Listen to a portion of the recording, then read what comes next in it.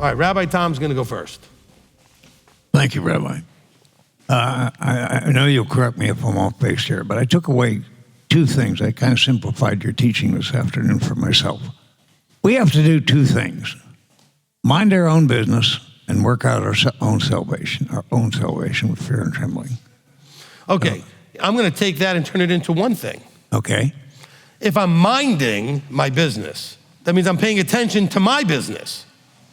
Because minding your own business means don't pay attention to other people's business. But it also means, like when it says, well, who's minding the store? In other words, who's there paying attention to the store? That's the phrase they used to use back in the days, right? So minding your own business is both of those things. By minding my own business, I'm not paying attention to yours, but I'm also paying attention to mine. Okay, so we'll turn that into one. Thank you. One more thing. I took away a little blurb that you said about sliced bread. Now, I just want people to know, I'm not trying to make points here because I don't have to. But I want to say you are the greatest thing since sliced bread. I mean Wait, look, and hold on there because I may ask you to say something. But look, I don't say this for blowing anything, my own esteem or something, okay? But when you can talk to somebody like a Rabbi Tom or an elder and have them tell you that, they've been doing whatever for so many years, but then what they learned from me in a short while was so much more than what they learned in the previous whatever years, that says something, okay? Rabbi Tom's been doing this way longer than I have, okay? But when 1972. Right, okay? I started really doing this in 1987, okay? So it's later, 86, 87. But the thing is, for the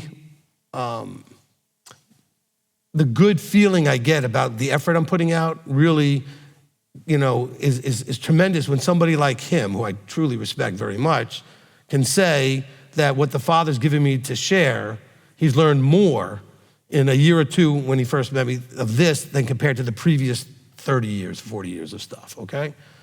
Now that should tell you something. It's not bragging on me. It's like, if someone like him could say that, an elder could say the same thing, and he said that up here at the microphone, what does that tell you about how you might be looking at what's happening from the microphone, okay? Just something to consider, all right? Trust me when I tell you, an elder will tell you so, I'm very humble about this. I'm not walking around bragging about this. I just know I get up here and open my mouth, all right?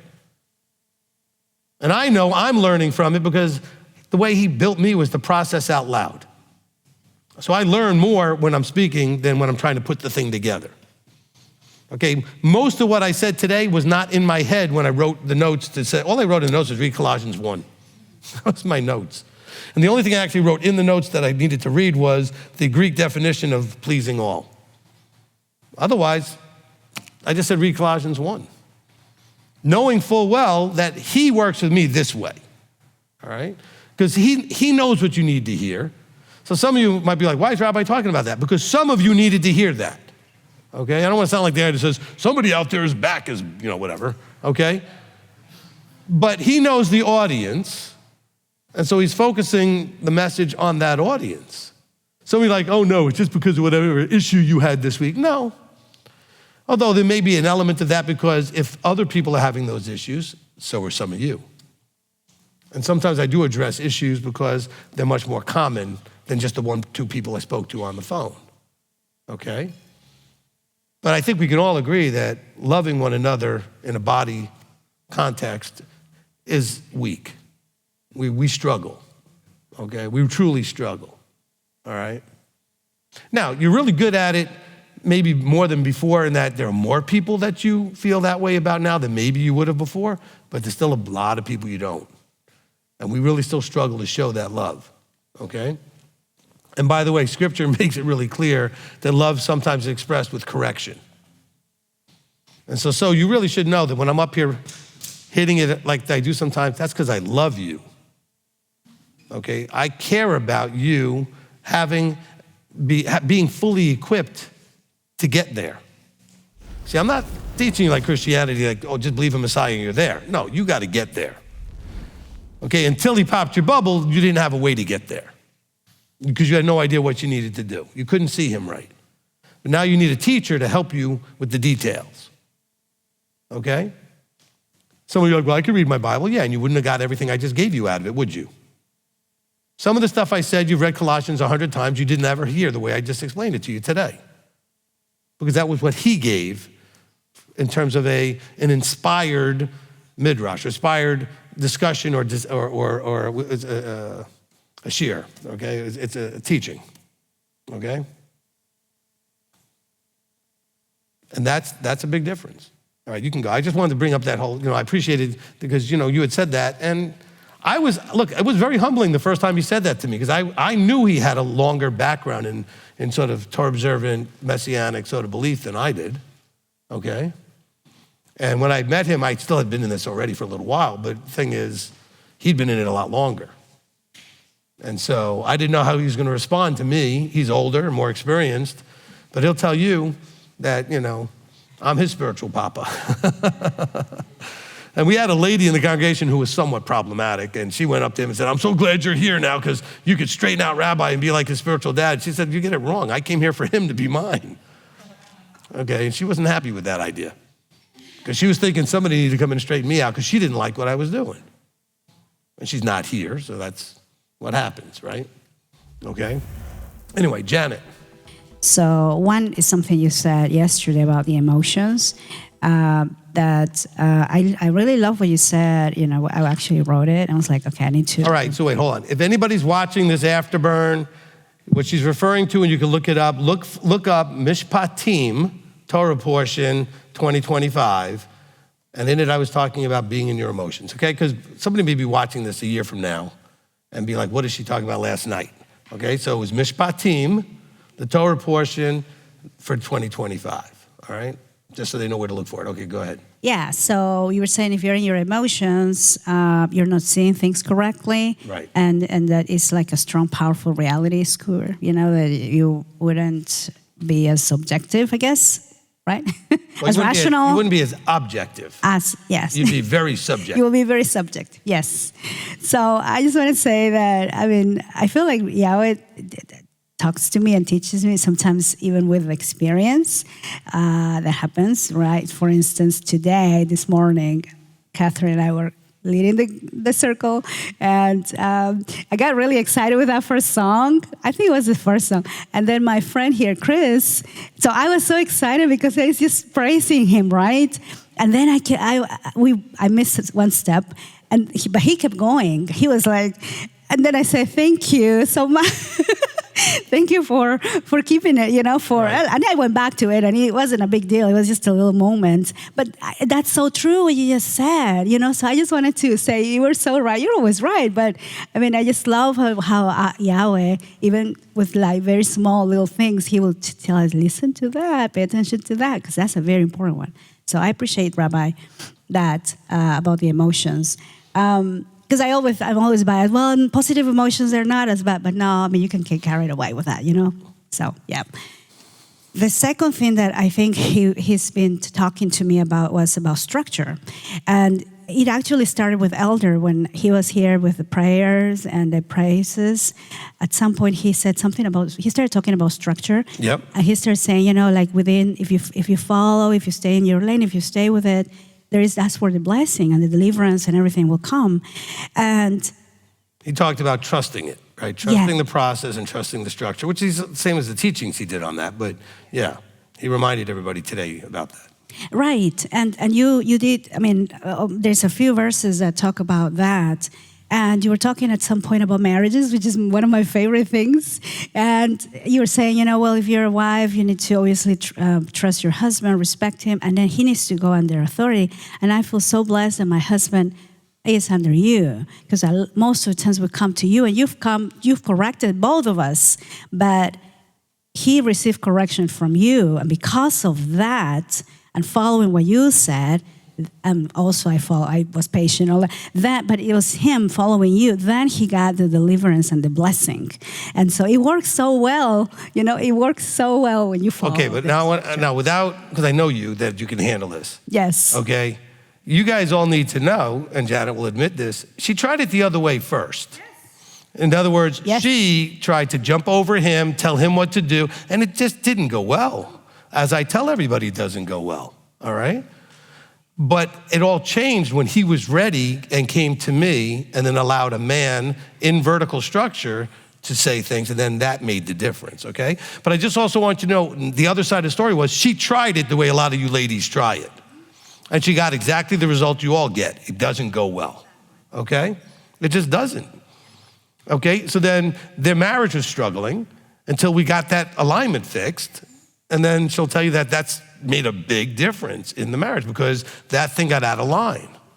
Now, if your husband won't come, you're just gonna have to be patient about that until because you cannot get a good result trying to change the structure, okay? You can't force that, it won't work. It'll only make your marriage worse, okay? And she would tell you the same thing. 100%, Rabbi, I appreciate that you said that because it really is. That's why I said that Yahweh will tell us through you or scripture in many ways, but until it doesn't happen and you experience it and go through it and grow from it, then I learned a lesson, you know? And I had to go through it to learn the lesson. Right. Which is why I wanted to bring up the fact that you did do it the other way first, because I wanted people to know, oh, it wasn't just that Olivier came to me. You'd already tried it the wrong way first. And it went exactly like you would expect. Although at times you were frustrated because you did expect it would work and it didn't, because you didn't understand that it can't work that way, right? All right? Yeah. So thank you, Rabbi, for all what you help us with this. I truly appreciate it. And then I wanted to, so about the love, right? You were reading 1 Corinthians, was it? 13. Yeah. So when you were talking about, we've seen people leaving, lately, and you were saying, well, people go and come and go, and it's because of the issue of love. Maybe there is a lack of love or something here, maybe with among us.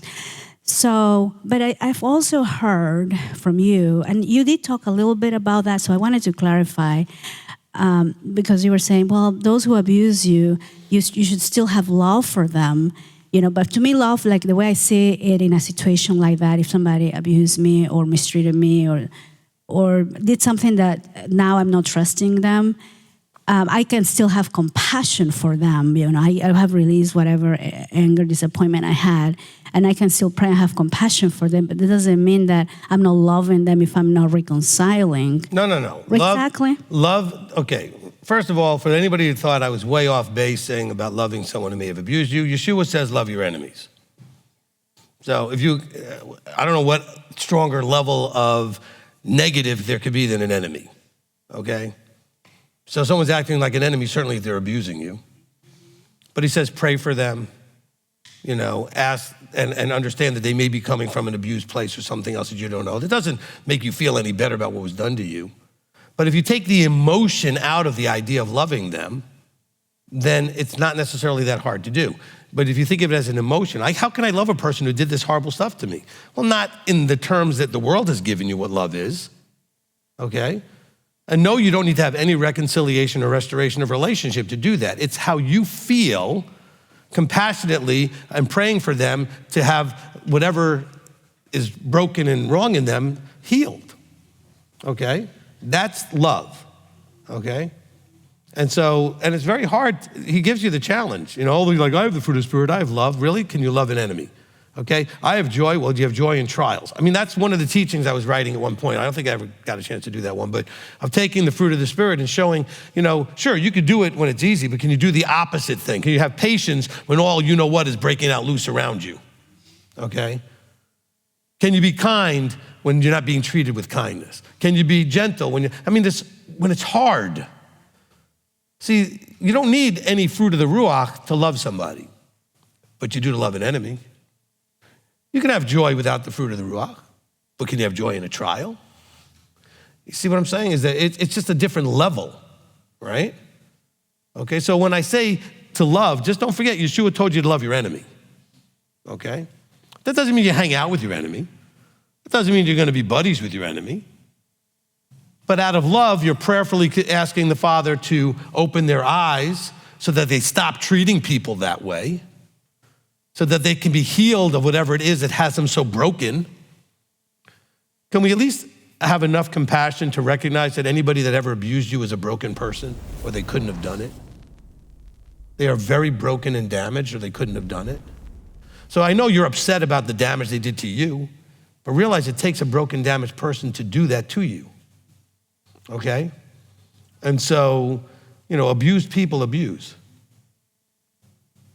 So just kind of keep that in mind. So this love thing, it may be hard to kind of conceptually flesh out for how you would do it, but it's not an emotion, okay? It's a caring compassionately for someone who's broken and damaged, okay? It's not an emotion, okay? If I see somebody homeless that I decide I want to help or not, I don't have any emotion about them necessarily. I may have some compassion to realize they're in a terrible situation, okay? And I want to extend a kindness. Now, you may not want to go up and do a kindness to someone who's abused you, but it's a kindness to pray for them. To ask the Father to intervene in some way, create a path for them to get healed, okay? Does that help? Yeah. Okay. I just wanted to add one more thing, Rabbi. You said that whenever there's people, there's going to be issues. And we've been in this congregation for a while now, I don't know how many years, and before live stream.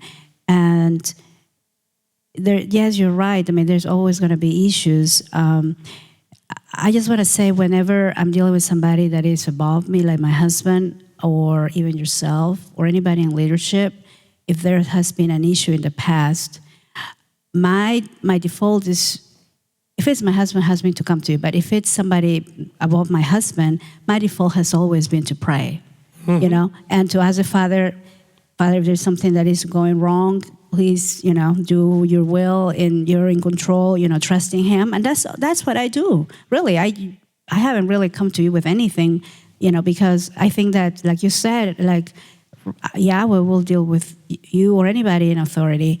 And we need to trust that, that He knows it all, He sees it all, and He's a right judgment judge. And so anyway, I appreciate Rabbi.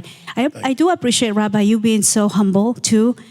Just the last thing, if you allow me, Rabbi, you're very humble in the way of being so transparent with, dealing with real issues in our congregation. And a few weeks ago, you even apologized. I mean, you're just very real, and you're setting a very good example for us. You're a leader, but you yourself said, "But I'm not perfect. I'm struggling. I'm also in the walk." And so we should be seeing everybody like that follow your example. So thank you, Rabbi. You're very welcome. Hey, look. One of the things that all of you should at least appreciate, good or bad, is that I'm not fake. I know people think I'm fake. I don't know why. I'm the same. Ask Elder. I'm the same here, not here, everywhere I go. I'm the same. In a conference room, doing a counseling, just doing my job I'm the same, okay? And he'll tell you, he's seen a lot of guys that were different at the microphone than they were when they were not at the microphone. So that's for good or bad. At least the transparency's there, okay? I'm gonna be the same either way, okay? Things you hear me saying now, if we were talking away from here, I'd say the same exact thing, okay? And I'd be the same way. Because I don't shift gears just because I'm up in front of the camera. All right, I'm the same. And Marlene's here and she works for me, and she'll tell you I'm the same when I'm going around during the office during the day as I am up here. Okay? And I'm not teaching scripture all the time, but I'm saying the personality, the kinds of things that I do and how I handle things is the same. All right, so I think that's important that you see that. Okay, and I appreciate her bringing that up. Okay, Marlene. So I'm really blessed by these last couple of services. You've been talking about things that has been on my heart for a while. When you talked about, one thing that had been in my mind when I've been watching people leave and listening to people, saying different things about the congregation, things that they don't like or whatever. I think about like what you were saying with the camp of the Israelites. Right. There had to be every possible issue that could be in that camp. And one thing I think is people still stayed in the camp even though all the stuff was going on. And if they were to leave the camp, that would be a really horrible thing. So they stayed in the camp, and there was uprisings against Moshe and different plagues that went through. Like Yahweh worked it out until the people who He wanted to go into the promised land were the ones. Yeah, you would think at some point they would have been like, "Oh, I'm out of here." but they didn't. No. Yeah. And it was a horrible thing to be outside the camp. So even though all the things were happening, they still stayed. And I think that's what I think about being here. Okay, what do you think the reason is for that?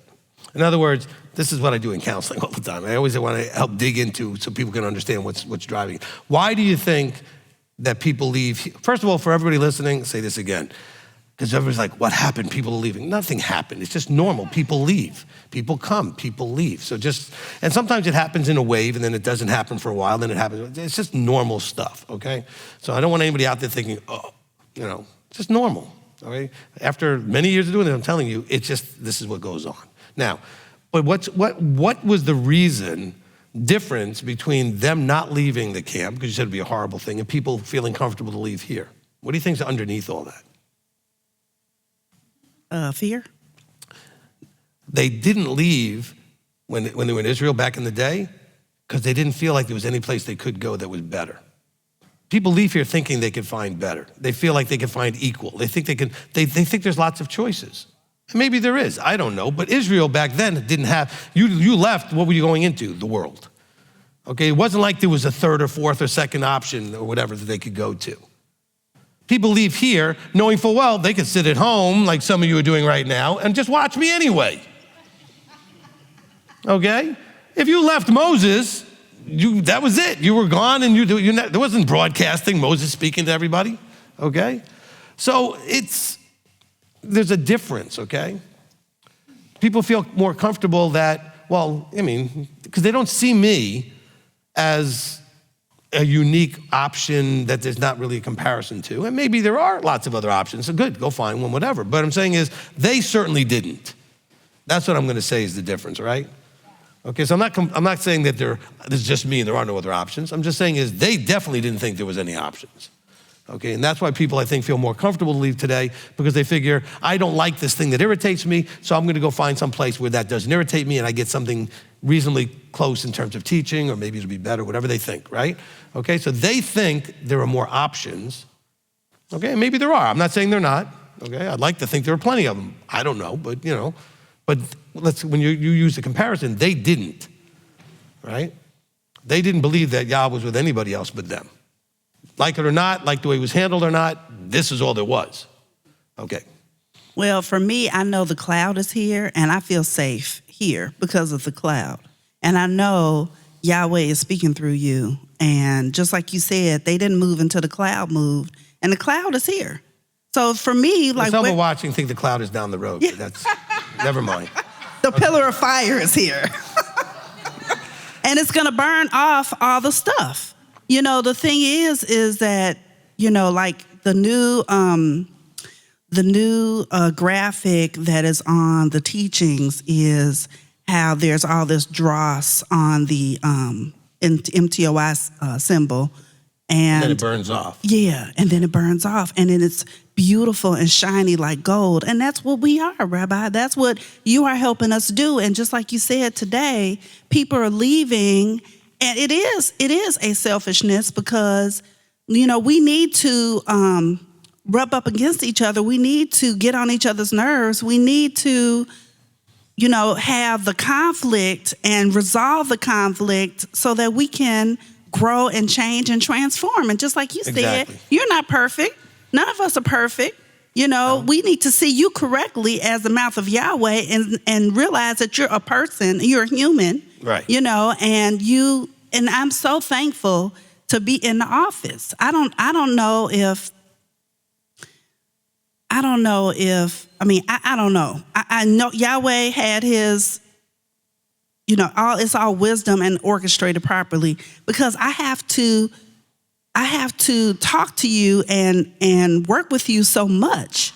And I see your humanity, and I have to deal with the man and boss rabbi and the prophet, in the prophetic role, right. Rabbi, and so. Right, it's clearly a different role when I'm here at the mic than when I walk into the office and go to my, walk past you at the reception to go in my office and do work or come out. And so you get to see me also when I'm in a better mood, when I'm in a not so good mood, and everything else that people have as they come in every day. So you get to see me as a person, Not just the guys who only see me on the screen or on the live stream. This is all you ever get to see, all right? And then some of you come here for a feast and you get to see me, well, as I'm moving very quickly away from you or in some direction, because I'm always on the move and doing things, and then you were like, because you pictured something else. I mean, I've had people get real upset with me saying, well, I finally came to meet you, and you would talk to me like 3 seconds and you zooped off somewhere else and you were so rude. Sorry, but there were things that happened that all of a sudden I need to go take care of. But that's me just dealing with things that way, right? Now, could I have been more polite when those kind of things happen? Sure, I could say, excuse me, I gotta go. And sometimes I don't do that, I just go. Now, that doesn't mean that was right for me to do it that way, but you gotta understand you're dealing with a real person who deals with real things and has flaws, you know? But all you're doing is imagining what I'm like from what little you see here and what other people tell you. And if you're believing what other people tell you as a way to really think you know me, that's not a good way to go about it, okay? And I'm really blessed to have watched transformations of congregants and transformations of you. I mean, you're doing so fabulous with your passwords. I remember... She doesn't mean they're working better. She means I'm getting less upset about it. Yeah, I remember, in the beginning, it would be all this yelling in your office. You could hear it, I'm sure. And then you would come out and say, I'm really sorry for all the yelling, And I was like, do you, boo, But I would pray for you when I would hear you yelling, like, Father, please help him with these passwords, Help him pass his test. I know he can do it, I just be praying. I'm like, I know he could do it. He could pass this test, And somebody said, maybe he needs a different way to do his passwords. I said, no. His issue is supernatural. It is a test he has to pass. He has to go around that mountain, and you're doing it, Rabbi. And it's so amazing. And for those of you that don't understand it being supernatural, you need to be there watching this play out. Elder can tell you, it's not that I don't remember them. Weird things happen just to challenge, because Abba knows I need to work on that, whatever. But it is definitely not just I'm too stupid to put a password in, okay? Because it'll be there. I could literally change the password and then put that one in and it won't work, even though I just literally made that password. Okay? Okay? So just so you know. All right, it's just one of those things. So, because some of you are thinking, man, why he's so good at all this stuff, he can't remember a password. I've got a file with my passwords. I can put in the right password. That's not the problem. All right? Anyway, so I'm glad you at least expressed it as being supernatural, because it's just not that I'm an idiot when it comes to passwords, okay? And what you've been doing recently when people have asked some questions, and you're like, I'm trying to think of how to say this tactfully, and you're like, oh, I don't want to be rude. I don't want to be disrespectful, but, and it's, I mean, just those little changes and inviting people to talk to you, and I can't say how much of a blessing it has been to be here, and have the problems with the congregants, the opportunities I have when somebody says something that could possibly offend me, the opportunity I have to, like you said, love them, pray for them, and think about if I was in their shoes or what they're going through in their own lives, instead of me taking offense to them acting out a certain way. Right. So it's just been a blessing being here. I just pray that, everybody who really believes that Yahweh has brought them here, I keep praying for them that they would, I just really feel like, we got to transform together and we got to stick together.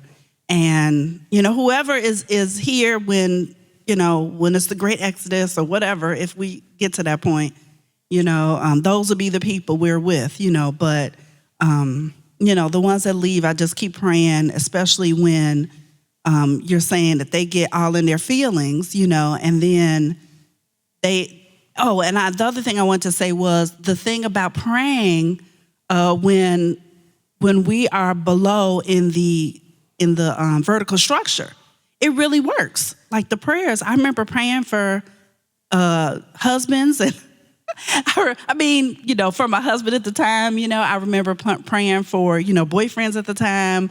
I prayed, in situations with you, and Yahweh always answered my prayer and was able to, I mean, I didn't even have to say anything. I could just pray and Yahweh would put some thought into their head was exactly, and I didn't have to say it, and so, and when dealing with you and thinking, you need to be set straight about something, when I prayed, I really felt imparted that Yahweh said, I will deal with him.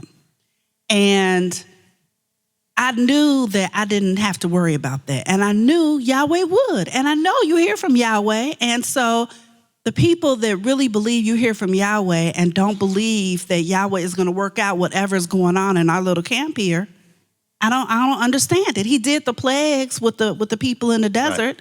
Right. He'll do the same thing here. I'm not saying that there's going to be plagues. I'm just saying, he will deal with it. We do have some people with the flu, but that's about, I have full confidence that he will deal with it. He will deal with our leadership. He will deal with our people. So I'm just happy and I'm blessed, and I really thank you for bringing these things up now. That we need to work on ourselves. Awesome. Listen, I want to say two things. Wait, hold on. Billy wants to come up. All right, listen. Two things. Okay. So one thing I was going to say that she said, I really appreciate that all of you got to hear that, at least to some degree, I'm walking the talk. Because that's what she said. She said she's seen that, not that I've successfully fixed everything, but she can see the effort being made that I'm trying to walk the talk. So I appreciate that. I don't know what Billy's going to say, what Elder's going to say, but one of the things I was going to say before you came up anyway was, if you ever call up about leadership, he's going to, and Marlene just made this really clear. The first thing he's going to ask you is, have you prayed? Because if it's leadership, you should ask his boss, because that's the one that needs to do something about it if there's something that needs to be done. And I know he asked that. Well, I got a problem with, have you prayed about it? Okay, go ahead, Elder.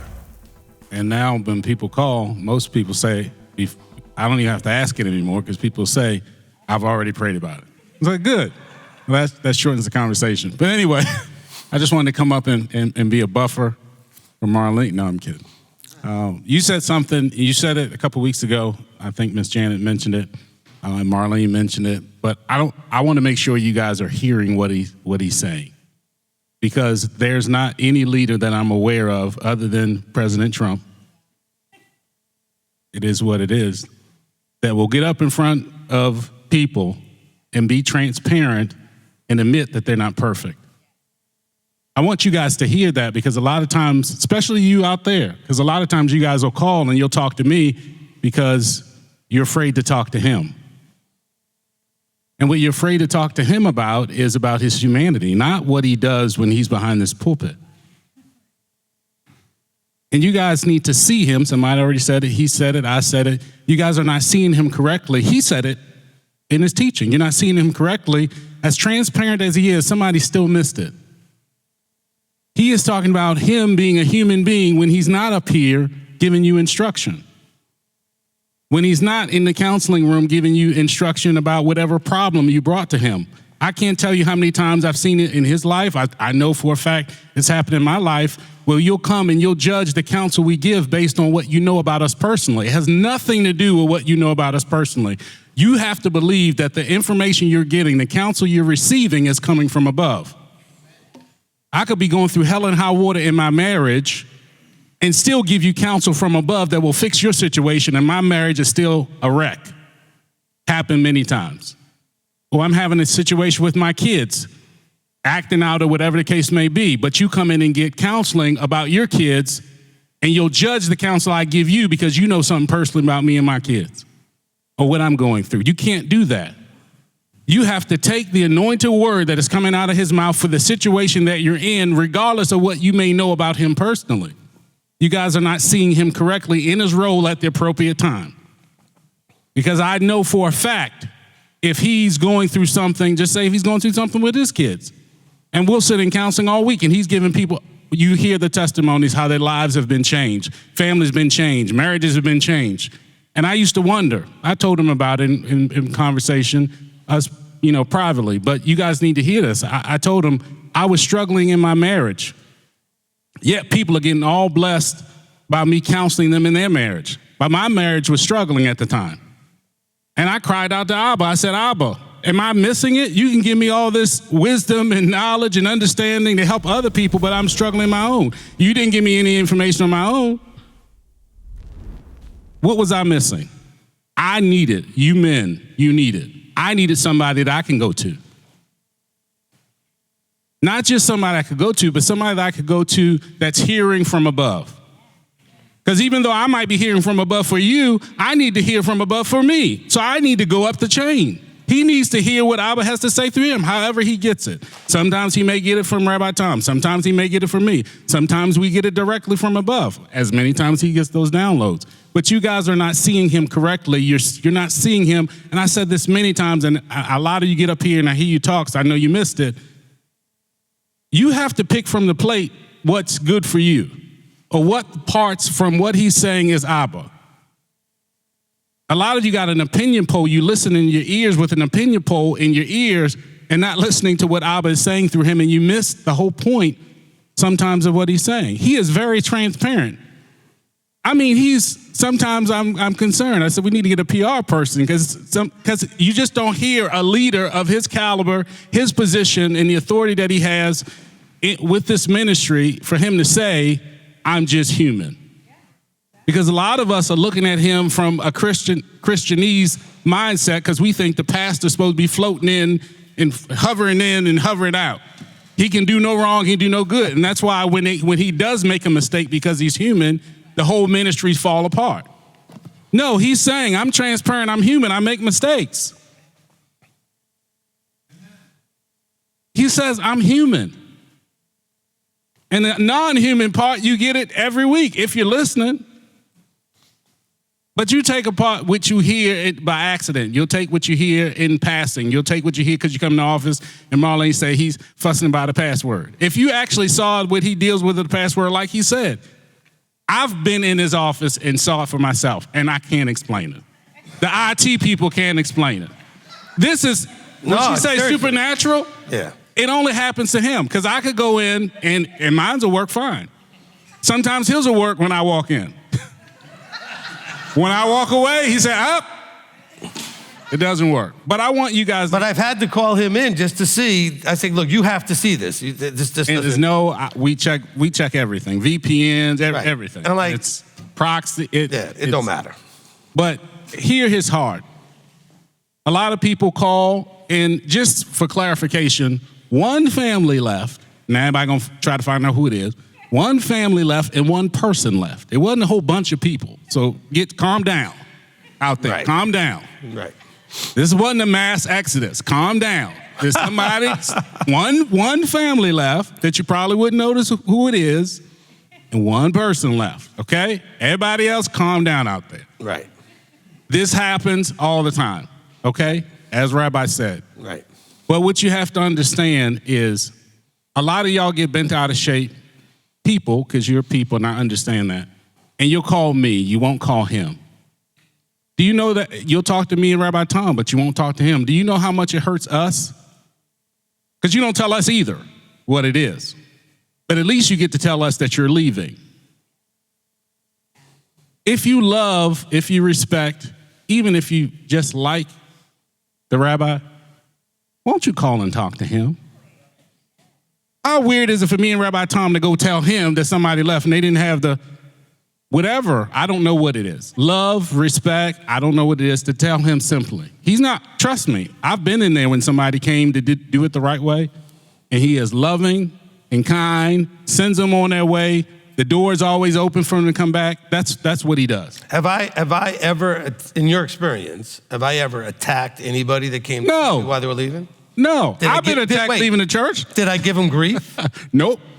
You didn't tell them they was nailed to the cross, they're going to burn to hell, they're going down the wrong road. No, wait. But also, did I argue with them? Did I attack their reasons? Did I?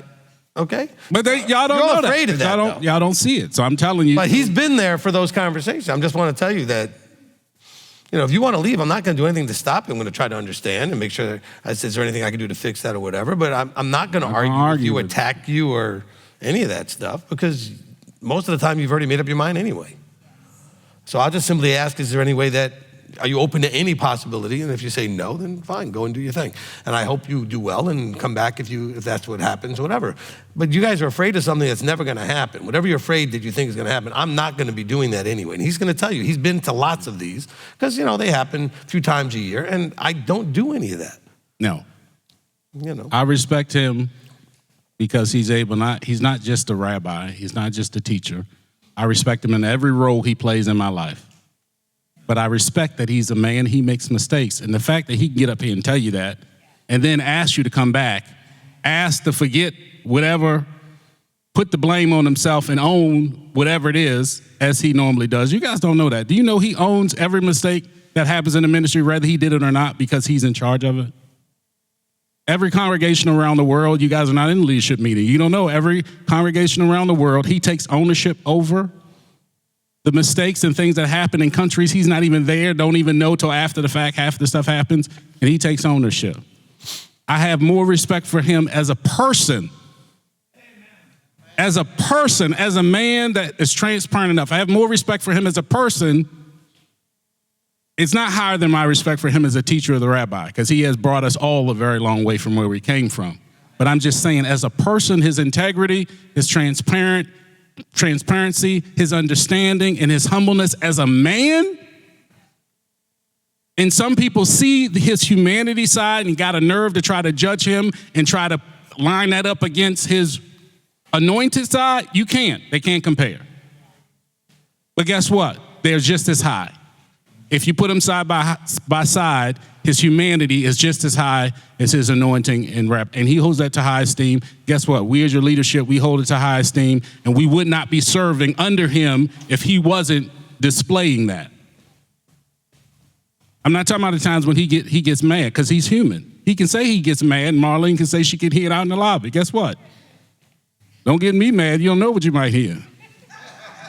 But at the end of the day, we still love you. We still here. We still come in and stay and serve and do all the things that we do. But please listen to what he said, because a lot of you, the couple people that have left because of his humanity, they weren't seeing him the right way. I won't say they weren't here for the right reason. They just weren't seeing him the right way. Because if you take from what Abba has given him to apply to your life and leave the humanity part aside, which may be your humanity, not just his, it may be your mistake and your shortcomings, and you growing as an individual, and you leave that at the door, you will thrive in this ministry. And if you knew how much not with all of them, but most of the ones who've left, how much I've done patiently working their marriages, working their finances, helping them with benevolence. Well, it's amazing how some of the people that have gotten the most are the ones that have said the worst and have left, or just left. And Elder will look at like, well, of course, they're some of the ones that we've helped the most. And so I don't know how they don't understand the humanity, the fact that it was getting all of this help up to a certain point, and then, But notice something else, though. I don't stop doing that, even though I know some of those ones are still gonna be the ones that leave next time. Amen. Okay, it doesn't change any of that. Look, you guys need to understand, an elder can tell you this, Rabbi Tom can tell you this, okay, about themselves. I appreciate that, Elder. Look, I wasn't always a rabbi. Elder wasn't always an elder. Rabbi Tom wasn't always a rabbi. And so you need to understand that when we become these things, we don't stop being what we were before. I'm still the same person. Moses is the same person after he sees the bush as he was before he saw the bush, right? The bush is burning. Moses didn't change. His direction in life changed, but as a person, same person, right? Just with a new job to do. And so you need to understand, I grew up New York City, the whole thing, and, I grew up with certain behaviors and experiences and languages, and I don't mean like as in foreign languages, okay? And so I got a bunch of you out there that are all mad that I jokingly say, well, you know what I want to say there, because I really did want to say it, okay? I'm not proud of that or not. I'm just saying is, how I grew up, that was the word that would have come to my head, the one that you knew, so shame on you. Because you knew what the word was that I didn't say. All right? But some of you are like, but you're the rabbi. You shouldn't say that you wanted to say those words. I'm just being open with you. Sometimes I have to bite my tongue because I was about to say something because I grew up my whole life saying those things. To have a problem with him, he picked me to be rabbi. He knew what I did growing up. He knew the language I used. He knew all the choices I made. Every moment of my life, he already knew. Okay? But I'm going to come up here and just be open and honest with you. If there's like a word I wanted to say and didn't say it, half of you laugh because you were already thinking it anyway. The other half of you, some of you guys also laugh because you can understand what it's like to pull a muscle not saying the word. Okay? Because in your upbringing, that word describes what you wanted to say. Not because it's shock value, profanity, whatever, just because that's the word you would use to describe something, right? Okay, so we grew up where we grew up, all right? We had those experiences, and I started in ministry as an older, not that old, but as an adult, middle-aged adult, okay? Already had a whole life before I started this, just like Moses, just like Paul, all right? A lot of people came into ministry, everybody Yeshua picked had lives before he touched them, right? And, you know, if you have a problem, by the way, do you have any issue with Peter? Peter was a little bit emotional, okay? I mean, he wasn't aiming for the guy's ear, trying to take his head off, and he missed, all right? Okay, I'm just saying, don't be so quick to judge or set your expectations incorrectly. Your expectation should be that from the microphone, you're getting the word you need to get. And in counseling, you're getting the guidance you're needing to get. But other than that, the person is still the person, okay? Now, I appreciate somebody like Elder coming up and Rabbi Tom coming up, especially Elder telling you that who sees me more than any of you, you know, feels that I have some honorable qualities and some integrity qualities, and that's good, okay? But he also sees me be very much a guy who grew up with my experiences from an area in the Northeast like he did, and so we have a lot in common with some of those things. Now, Elder didn't quite have the language problems that I did, okay? Although he was plenty familiar with them, okay? And so, you know, just kind of keep that, you know, don't be so, I'm just so disappointed. Why? What were you expecting? Okay? He picked me with whatever background, knowing that I would be the one that could do this job this way. Look, if I wasn't all this mess that you don't like, you wouldn't be getting Beware False Prophets. You wouldn't be getting all these other Are You Saved? None of those teachings are going to come out of a guy without my background who could just stand up and not care what anybody thinks. Okay? All right? In other words, somebody who doesn't give a about how you might react. Now, you don't have to like what I just did, but I'm making the point. Because people say, well, how can you get up and do that? Because I don't care if you don't like it. If I did, I couldn't do it. I couldn't deliver that challenging message. Now, you might not like the choice of words, so put your own word in there, okay? Which is funny, because all of you use that word and heard that word your whole life anyway. So I don't understand why all of a sudden you're offended by it, okay? But you are, that's fine. But the point is, that person he picked is because of all of that makes me me, makes me the type of person willing and able to deliver that message, okay? All right?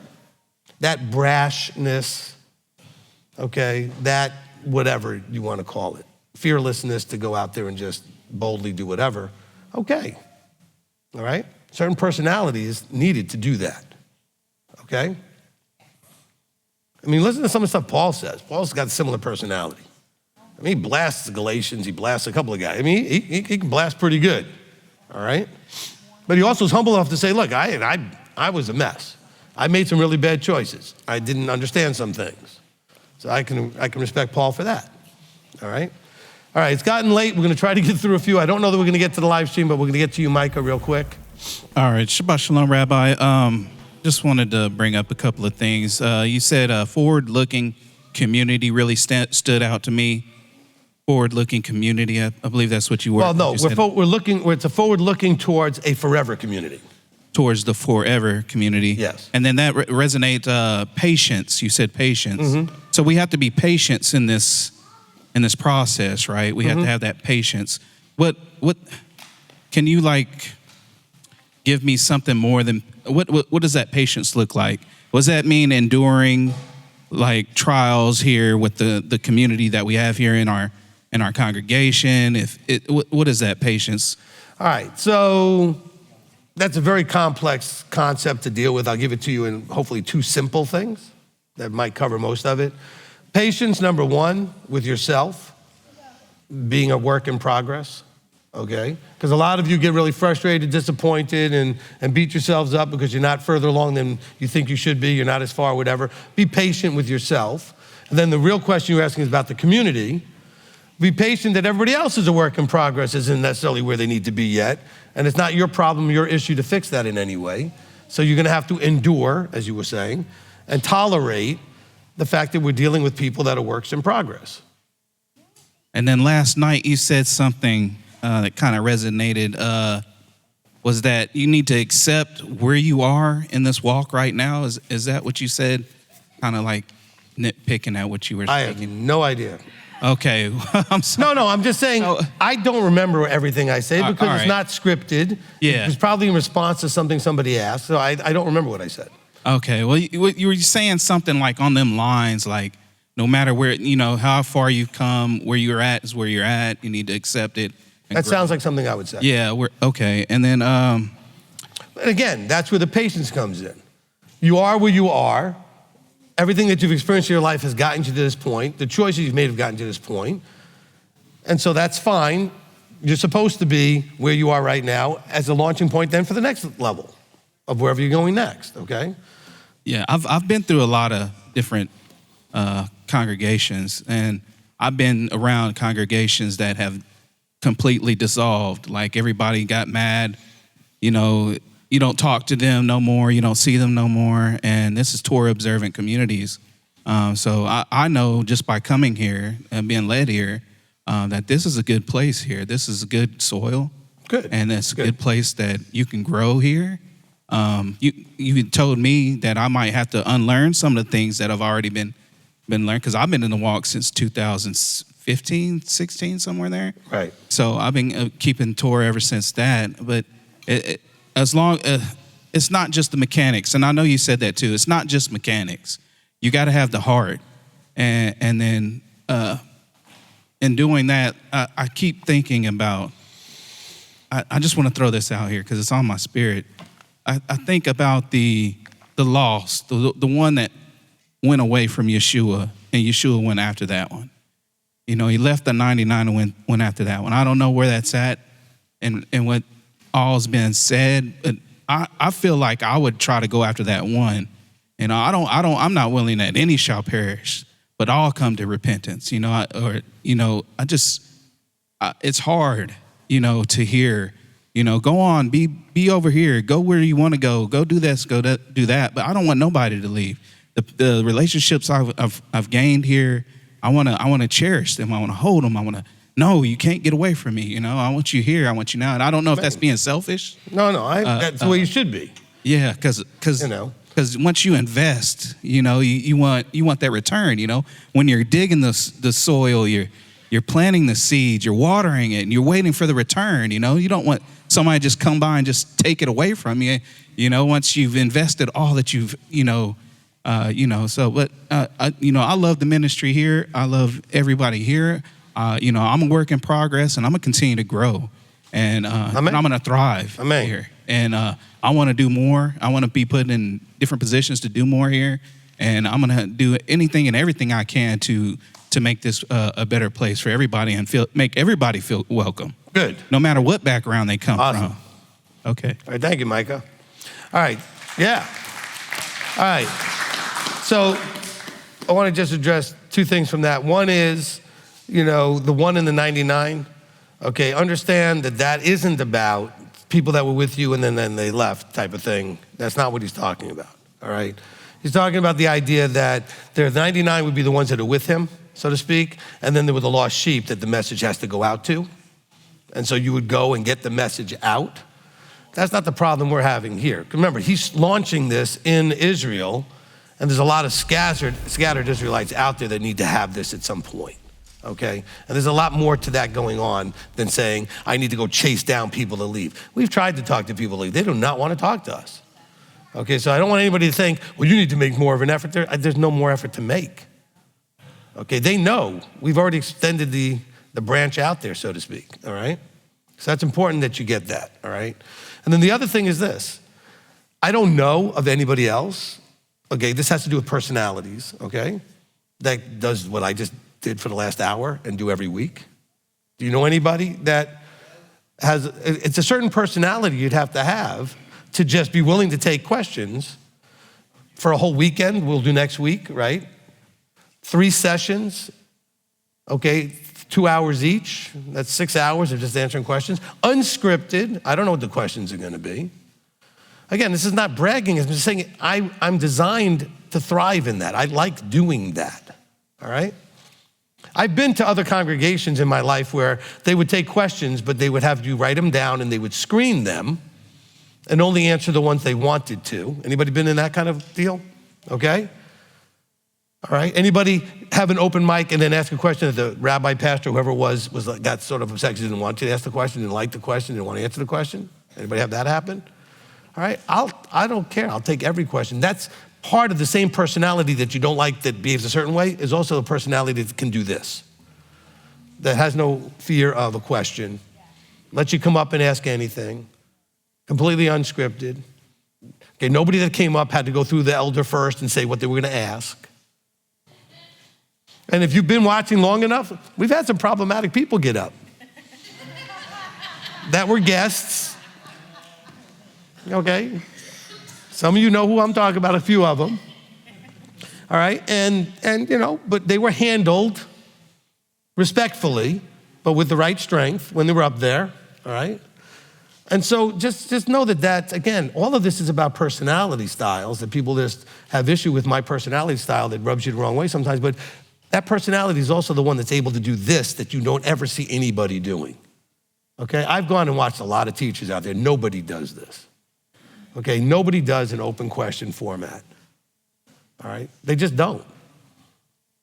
Does anybody know one? Because I don't, okay? And again, I think this has a tremendous value because you get to hear people's opinions about stuff. Even today, some of them were about me. But you also get to hear what their questions are, which may be the questions you have, but you don't want to get up in front of a microphone. So your question gets asked anyway, right? Okay, Wayne? I just figured this was weighing on me, that I had to come up and say something. It's going to lead into a question too. But I've been here for 7 years. 7 years. And in that time, I've seen so many people come and go in 7 years. You know, there's only 6 people here that is original, been here since I started. Everybody else is all new or just came in after me. Wow. And then I still had more people leave. And the people that left, you know, they were great friends of my family. Like, there's a lot of people I grew close with that actually left. People that brought me here left. And they, how many times they tried to get me to leave and just buy into their beliefs. Yeah, hold on, the person that introduced Rabbi Tom to us left. Okay, the person that introduced Elder to us left. So sometimes these people were in your life just to lead you here, okay? Because when you said that the people that led you here left, that sort of happens a lot, okay? Just letting you know, because I know who brought Rabbi Tom here, and I know who brought Elder here, or at least introduced them to me. Didn't actually bring them here, but introduced them to me, okay? They're not here, they've left. All right, go ahead. And I don't understand it. You know, you have these people who try to get you to leave and you're real close with them, but you see your teachings, you see the advice you give. It's all pure, it's all there. I know it's from the Father.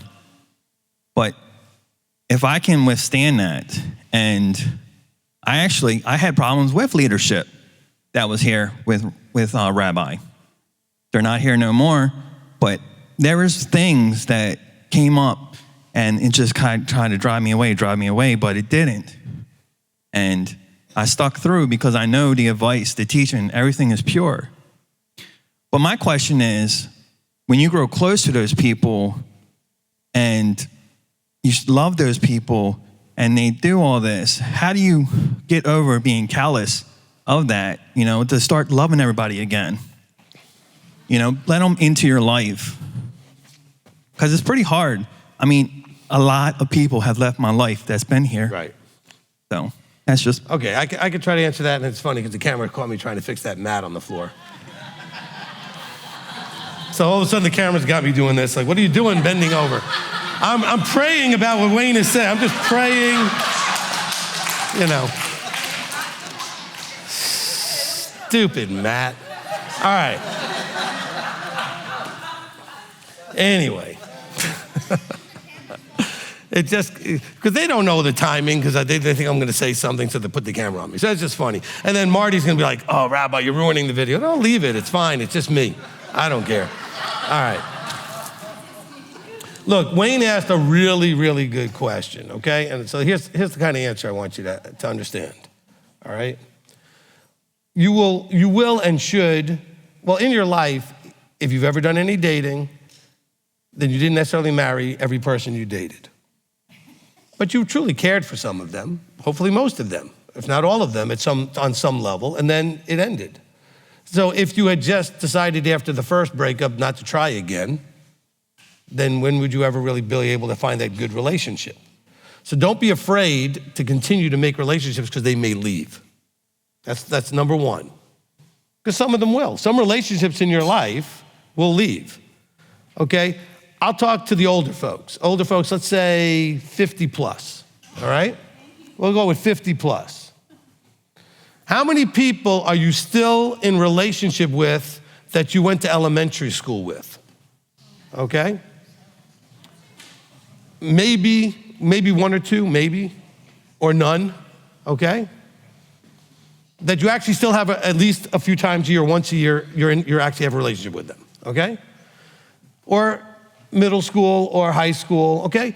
In other words, we go through our relationships that change by location, by shifts in what we're doing, because some relations we're more connected to having something in common like a school or a physical location or whatever. So people in our lives do sort of show up for a season, okay? That's part of our relationships in our lives, okay? That's not the same as when I say, well, people say they're here for a season. Well, if you're here for the teaching and the ministry part of this, well, then that shouldn't be a season. But the reality is in your life, there are people that are going to be gone and people that are going to be there. It's just going to happen that way, okay? So don't allow the concern, I don't ever want to call it a fear, but the concern that people will leave that you kind of fall in love with, you develop a relationship with, because it's going to happen occasionally that some of those people might leave, all right? Now, the other side of it is, what do you do with the people that leave? Nothing unless they're attacking where you are. They're still your friends. I have no problem with them still being your friends, as long as they have their journey. The question is, are you going to let them drag you into their journey? As long as they're not trying to pull you into their journey, which some will make that effort, those are people you probably need to create more space between you and them. But if they're going to go on their journey and let you go on your journey and allow you guys to have a friendship on your other things that you have in common, that's fine. Just be aware that influence could go in one direction or the other. You may think, well, I'm going to influence them, but that may be actually the opposite happens. They may actually be influencing you. So I would be paying attention to how much they talk about this place in a negative way, or this leadership in a negative way, all right? Or question why you would stay here, or this or that, or whatever. Those are people you might need to, limit your interaction with, okay? Look, I'm not a very friends person. I don't have a lot of friends, right? Because I'm not a social person that way. But I do have a good chunk of the friends that I do have are not in this walk. Never have been. Knew them before I was in this walk. And we're still friends. And they have their journey and I have mine. So really, is it that different that we could have started off in this together and they went on a journey? As long as their journey is not an influence on me. Because my friends that are not in this walk do not influence me not to be in this walk. Okay? They're secular friends. They have no walk. Most of them have not believe in anything. And we're just friends on the level that we were always friends since we were kids. Okay? And so you have to look at the people that you know from here, Wayne, and say, all right, are we able to maintain a relationship separate from this? If this was really the main sort of connecting point and they're not here anymore, that may be tough to maintain that relationship. If there's other connecting points, you might be able to maintain. So I'm not telling any of you, anybody that's ever left here that doesn't have any negative pull on you or attack on here to try to get you away and separate you out of here, you can stay friends with them. And who knows? Maybe their journey comes back in this direction and they're still friends with you and you can help kind of lead them back if that's what they want to do. But it's up to you to recognize the level of potential influence they may have to pull you, okay? And as long as that's not the problem, stay friends. I don't have any issue with that whatsoever, all right?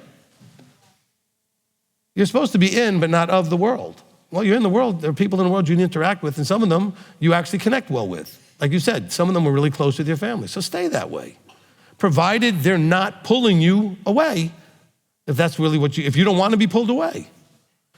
Because there is the potential for that, all right? People generally are most comfortable with people who are where they are, in whatever area of life it is. Financially, relationally, spiritually, whatever. Wherever you are in life, you're most comfortable with people who are in the same place you are, all right? Similar thoughts, going in similar directions, right? And so when that splits in some way, if you don't have enough other connecting points, then the relationship's not gonna really work.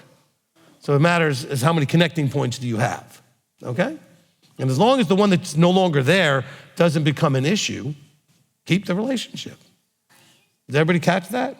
Because I know I have a reputation with people thinking, oh, if somebody leaves, we should shun them and never talk. No, we had a bunch of people leave that were attacking us viciously. Those people need to be, okay? We're told not even to break bread with a reviler, okay? So as long as nobody's reviling your leadership, okay? Which is funny, because I've been told about a whole bunch of people over the years that have been revilers of us. Of course, when we confronted them, they said, oh, I never say anything about you guys, and they're lying, okay? Because I've had multiple witnesses tell me. So, we never talk about you. Okay. Then everybody else is lying, all right? But here's the thing. If they're not doing it in front of you, that's your relationship. So I don't have a problem if you want to maintain a relationship. They may be doing it in front of other people that you've not witnessed, that's fine. But if you witness it, you got to consider how you feel about the way they're talking about your family. This is your family. They've left this family, but this is your family. And so, as long as they never do it in front of you and you're okay with that, that's up to you, okay? Look, I think a lot of the people, I don't want to say this right. All the people that left, I'm sure are good people. I don't know most of them very well. I think some of them who I knew, I thought were pretty great people. Like some of the ones I knew pretty good, I really thought they were good people. I liked them, okay? I want you to understand, there are a lot of people that left that I liked. And so I'm optimistic that there would be a way to have a relationship again. But this was the only thing I had a relationship with them with, so to speak. So without this, we don't have a relationship at the moment, right? But if you've got other connectivity points, that's fine. All right, Wayne? I just want to say one more thing. Every time they would talk to me and they would confront me and try to get me to leave, the one question they would ask me is why I want to stay here. And I say, well, I know why I'm here. That's the question you got to ask yourself. Why are you here?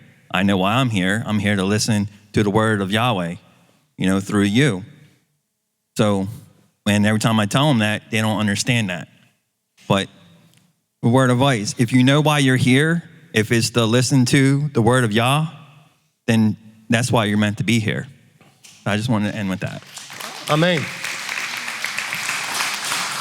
We have, and I don't know if she still gets to watch and listen because she's been in a facility, but we had an older lady that was a part of the congregation, goes way, way back, like to the beginning, like to the first 6 months when we started 12 years ago, right?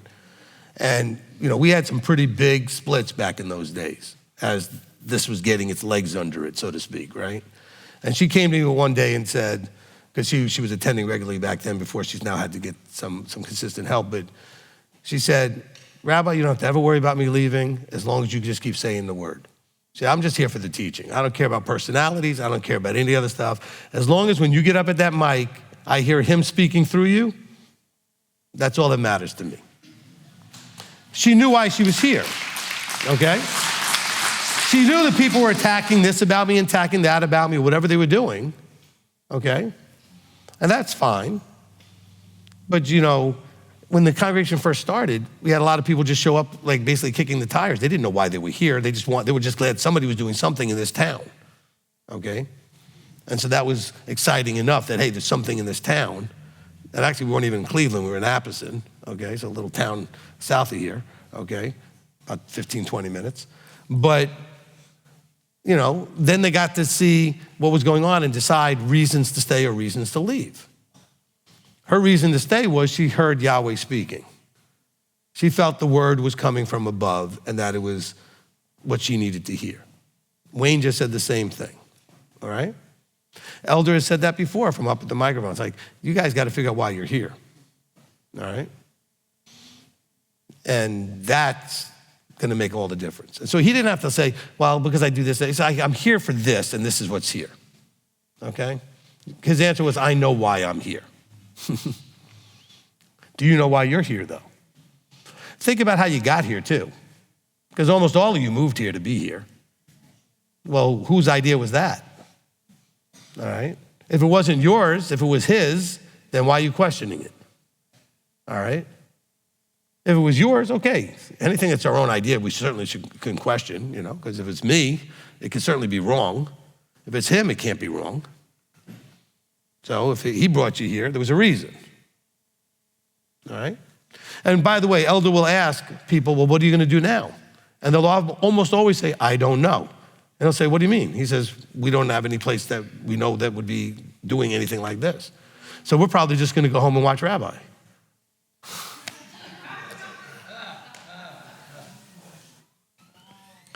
Why would you go if you don't have a place to go? Okay, I don't understand that. Why would you go if you don't have a place to go? You know, when we've had the very first sort of split, we had another guy that was working sort of with me in the ministry, and he wanted to split everything because he was a once saved, always saved guy. I did the Are You Saved teaching, and he had a cow, okay? All right? And I'm still a false prophet on his website, so there you go. Or a false teacher or false something, because he disagrees with that one teaching. Now, that being said, all right, he went around and literally called everybody, visited everybody, emailed everybody, trying to kill the congregation. But here's the funny part, because he was a teacher also. I asked everybody who he was contacting, is he offering you an alternative? No. I was like, you're killing the congregation and not giving them an alternative? That's worse than just trying to kill the congregation. It's not like he was saying, I don't like this guy, I'm setting up the shop over here, come over to me. Now, he eventually did that a year and a half or two later, okay? I was like, I can't believe you're trying to kill something and not giving them an alternative to go to. Don't you care about them having someplace to go? Right?